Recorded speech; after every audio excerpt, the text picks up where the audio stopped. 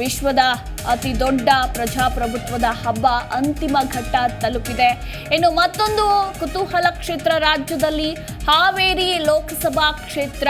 ಇಲ್ಲಿ ಗೆದ್ದು ಬೀಗೋದು ಯಾರು ಕಾದು ನೋಡಬೇಕು. ಹಾವೇರಿಯಲ್ಲೂ ಕೂಡ ಜಿಲ್ಲಾಡಳಿತ ಮತ ಎಣಿಕೆಗೆ ಸಕಲ ರೀತಿಯ ಸಿದ್ಧತೆಗಳನ್ನ ಮಾಡಿಕೊಂಡಿದೆ. ಬಸವರಾಜ ಬೊಮ್ಮಾಯಿ ವರ್ಸಸ್ ಆನಂದ ಗಡ್ಡದೇವರ ಮಠ, ಇವರಿಬ್ಬರ ಪೈಕಿ ಗೆಲುವು ಯಾರಿಗೆ, ಸೋಲು ಯಾರಿಗೆ? ಕ್ಷೇತ್ರದ 14 ಅಭ್ಯರ್ಥಿಗಳ ಭವಿಷ್ಯ ಇವತ್ತು ಬಹಿರಂಗವಾಗಲಿದೆ. ಕಾಂಗ್ರೆಸ್ ಬಿಜೆಪಿ ಅಭ್ಯರ್ಥಿಗಳಿಗೆ ಟೆನ್ಷನ್ ಈಗ ಹೆಚ್ಚಾಗಿದೆ. ಇನ್ನು ಇತ್ತ ಸೂಕ್ಷ್ಮ ಪ್ರದೇಶದಲ್ಲಿ ಹೆಚ್ಚುವರಿ ಪೊಲೀಸ್ ಬಿಗಿ ಭದ್ರತೆಯನ್ನ ಒದಗಿಸಲಾಗಿದೆ. 19 ಸುತ್ತುಗಳಲ್ಲಿ ನಡೆಯುವ ಹಾವೇರಿ ಲೋಕ ಕ್ಷೇತ್ರದ ಮತ ಎಣಿಕೆಯಲ್ಲಿ ಜಯ ಯಾರಿಗೆ? ಬೆಳಗ್ಗೆ 8 ಗಂಟೆಯಿಂದ ಮತ ಎಣಿಕೆ ಪ್ರಕ್ರಿಯೆ ಪ್ರಾರಂಭ ಆಗಲಿದೆ. ಅಂಚೆ ಮತ ಎಣಿಕೆಗಳ ಪ್ರಕ್ರಿಯೆ ಮೊದಲು ಆರಂಭ ಆಗಿ ಬಳಿಕ ಇವಿಎಂಗಳ ಮತ ಎಣಿಕೆ ಕಾರ್ಯ ಪ್ರಾರಂಭ ಆಗುತ್ತೆ. ಮತ ಎಣಿಕೆ ಕಾರ್ಯದಲ್ಲಿ 800 ಸರ್ಕಾರಿ ಸಿಬ್ಬಂದಿಗಳನ್ನ ನಿಯೋಜನೆಗೊಳಿಸಲಾಗಿದೆ ಅನ್ನೋದರ ಕುರಿತಾಗಿ ಮಾಹಿತಿ ಕೂಡ ಸಿಕ್ಕಿರುವಂತದ್ದು. ಹಾವೇರಿಯಲ್ಲಿ 4 DYSP, 11 inspector, 26 sub inspector, 2 KSRP ತುಕಡಿ, 5 ಡಿಎಆರ್ ತುಕಡಿ ಮತ್ತು ಹೋಮ್ ಗಾರ್ಡ್ ಪೊಲೀಸ್ ಕಾನ್ಸ್ಟೇಬಲ್ಗಳನ್ನ ನಿಯೋಜನೆಗೊಳಿಸಲಾಗಿದೆ. ಪಾಸ್ ಇಲ್ಲದೆ ಯಾರಿಗೂ ಕೂಡ ಮತ ಎಣಿಕೆ ಕೇಂದ್ರಕ್ಕೆ ಪ್ರವೇಶ ಇಲ್ಲ. ಅಂದ್ರೆ ಎಲ್ಲೂ ಕೂಡ ಏನು ಕಿಂಚಿತ್ತೂ ಕೂಡ ಮೋಸ ಆಗಬಾರದು ಅಂತ ಹೇಳಿ ಸಕಲ ರೀತಿಯ ಸಿದ್ಧತೆಗಳನ್ನ ಜಿಲ್ಲಾಡಳಿತ ಹಾಗೆ ಚುನಾವಣಾ ಆಯೋಗ ಮಾಡಿಕೊಂಡಿರುವಂತದ್ದು.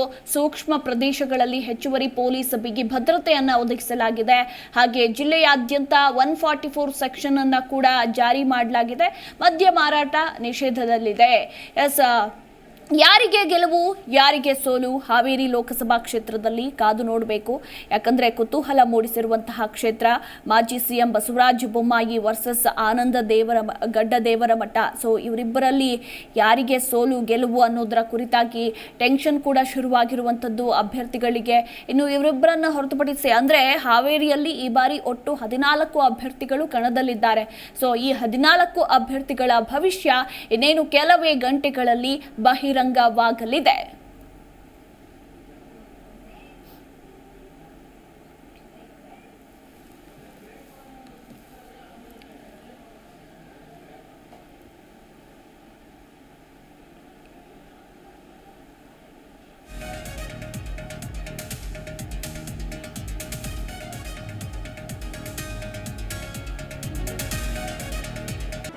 ಜಿ ಕನ್ನಡ ನ್ಯೂಸ್ ಈಗ ನಿಮ್ಮ ಮನೆಯಲ್ಲೇ ನೋಡಿ. ಎಲ್ಲ ಕೇಬಲ್ಗಳಲ್ಲಿ ಈಗ ಲಭ್ಯ.